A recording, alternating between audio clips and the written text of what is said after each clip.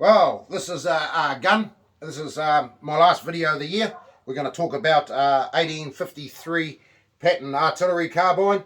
This come into New Zealand in the 1860s, early 1860s.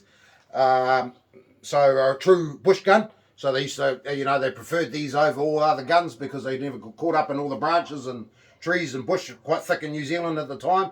So they enjoyed these guns. They used to cut down a lot of the three-banders and use them in these. So this is the 1853 first pattern artillery carbine. So percussion.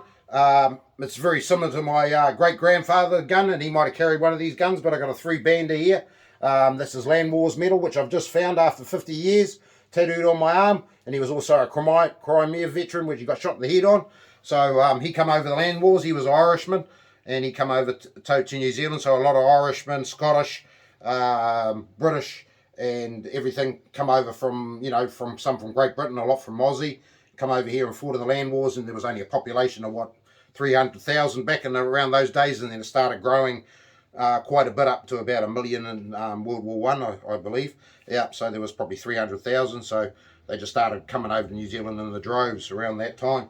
And this is one of the guns that sort of were here and probably in the fighting, where the Kiwi troops fought with it, or maybe a Maori guy got a hold of it at some stage and started shooting us with it. Who knows the history of it, but we're going to talk about the gun anyway. So this is a gun. So we'll start with the end first. So in here we've got all the screws all original right around the gun, so I don't need to get into that anymore. I believe they're all original. The stock's all original. We're talking about the marks on it. So it's a New Zealand issued gun coming to New Zealand. This 3.3 could be, there's a lot of controversy around this, whether it's the issued gun when it was made in England, and then that could be a rack number or a year, but I think more a rack number, like 71, 18, 71 of maybe 200 guns or whatever at the time when this comes over. But a lot of people call it 1871 gun because there's so much controversy around these numbers. So I believe this gun come over brand new when the New Zealand government got a hold of it and they started fighting. Yeah, so all the patina on the wood's really, really nice. We're going to come up on a couple of these things. So here we've got the VR stamp here, and your hammer here, and this works at half cock, which is your safety, and then full cock, which is ready to fire. Never dry fire these, so this is just a wall hanger. You got 1861 dated there, which is 1861 when it was made. It's got an inspection stamp with the crown above it there. A little bit of pittings, which you can see around it, which adds to the patina of it.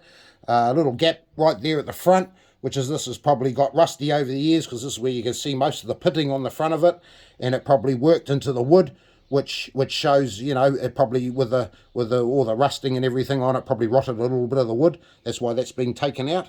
But believe this is correct for the gun.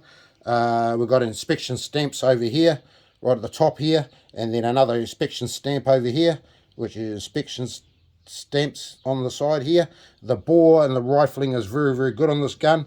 We go down to the trigger. We've got another inspection stamp just in front of the trigger, on your trigger guard and by the trigger. Nice action, not much movement or anything. Here we've got the leaf spring.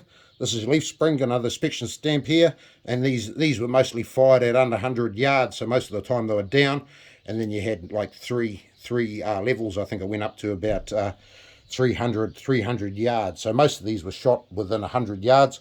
The wood on it's really, really nice. A little bit of damage on the top, maybe hooked in the bush, or I don't know, but you can see it's quite old on it. You can see your bayonet fitting for your bayonet, 1853 Yangatang blade, which is quite a nice blade. It goes nice with the rifle. Your ramrod, which is a replacement to it, not original to the gun. The other side is still quite nice. All your wood's quite nice. You got J Porter on the side, which is the stock maker of this gun. So we can see there J Porter. All your other bits are alright. Gun's nice and going. You go into it, it's 3-groove rifling on it. You can't really see in it, but I've had it checked out, and I would say the condition of this is very good. one of the best I've seen, and I've looked down it with a mate's ball light, and it's a very, and he called it very good rifling on it. So apart from that, your leather sling is probably, I don't know, maybe volunteer period. It's not original to the gun, but you got a couple of holes here where you used to adjust the leather on it to get it whatever tighten you want on it. So it's probably about I don't know, about 120-year-old, 140-year-old sling on that gun. Yeah, but that's basically the last gun of the year.